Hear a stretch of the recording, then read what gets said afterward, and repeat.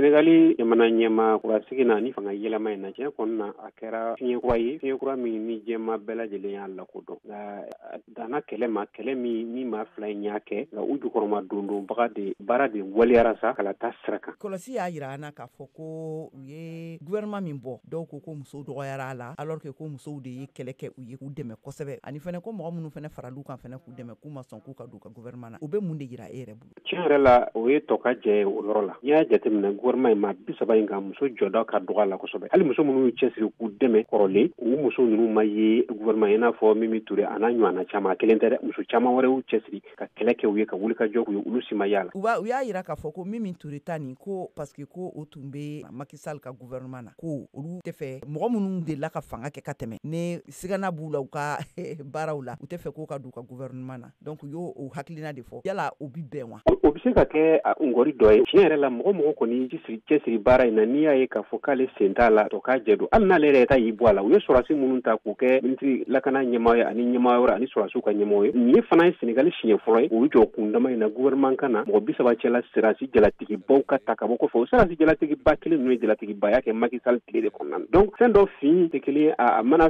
kɛ cogo o cogo ko daɲɔgɔnma ye ko la sa nka tiɲɛ yɛrɛ la Mimi ta a bɛ se ka kɛ o ye jɔyɔrɔba sɔrɔ a kɛra fo ministre ɲɛmaa ye nka kɛlɛ bolo ma u ye hakilina dɔ ye min bɛ se ka faamuya nka n'i ye mɔgɔ yɛrɛ sugandi ta jateminɛ ni maa minnu taara tiɲɛ yɛrɛ la sigi tun bɛ kɛ ka ni min ye k'a fɔ denmisɛnw tɛ n'a ka yaala k'a sababu kɛ denmisɛnw de y'u jukɔrɔma don o ma kɛ musow sen ka yaala musow de y'u jukɔrɔma don o ma kɛ u ye yɛlɛma min boloda yɛlɛma in n'a fɔ yɛlɛma tɔ ka jɛ don a danu yɛrɛ ka tɛlɛma u ka tɔn jɛkulu ma u bɛna se ka Senegalikaw nimisi wasa wa nin ye fura dabɔ ye o la wa ayiwa an kɔni bɛ sigi k'o de lajɛ u kɔni ma se ka faamuya ko la fɔlɔ. I da magara sɔrɔdasi jalatigi ko min na nin n'i ye lajɛli kɛ farafinna tilebiya fanfɛla la fɛ jamana fila ɲɔgɔn b'u u kɛrɛfɛ n'o ye Mali ani Laginɛ ye minnu fanga bɛ sɔrɔdasiw bolo olu ye fanga daraki de kɛ ka sigi fanga la yala u hakilinaw de ye u bila nin na e ye misaliya jumɛn sɔrɔ o la. U ka kuma kɔrɔfɔlenw na u b'a jira k'a fɔ ko tiɲɛ yɛrɛ la n'olu kɔni tun ye fanga ta a bɛ gɛlɛya olu ka jamana marabaa ɲɛmaakɔrɔ ni ɲɔgɔn cɛ n'o ye faaba ye a bɛ gɛlɛya u ni ɲɔgɔn cɛ u ka kumakɔrɔ n'i y'o jateminɛ o b'o jira kumakɔrɔ ninnu talen ko ka bɔ u ye ministre min ta k'a ɲɛsin sɔrɔ Yakuba o ye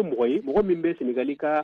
wari kura ko kɔfɔ min tɛ CFA ye o fana ye tamasiyɛn filanan tamasiyɛn sabanan ka ni sɔrɔdasi jalabatigiba ninnu ta Macky Sall tɛ la k'u ta k'u cogo gouvernement kɔnɔ k'u bila gouvernement nimayɔrɔ la o bɛ fɛn dɔw jira fɛn dɔw kɔni bɛ yɛlɛma ko fɔ nka yɛlɛma in fana n'i y'a fɔ i bɛ dan sira la ka sababu kɛ o kɔrɔfɔ kelen minnu u y'o fɔ Gali la u tilala ka segin o kɔ kan fanga yɛrɛ fana sɔrɔli sanni k'a sɔrɔ i bɛ kuma min fɔ n'i sigira fanga na i bɛ waleya min ta olu ka jan ɲɔgɔn na i ko jɛgɛjalan ni baji ka sababu kɛ fanga o fana y'a dama n'an an tulo kɛrɛbɔ sigi k'a ɲɛ kɛrɛbɔ sigi sa k'a lajɛ a mana laban min na jeliw tɛn'o balama.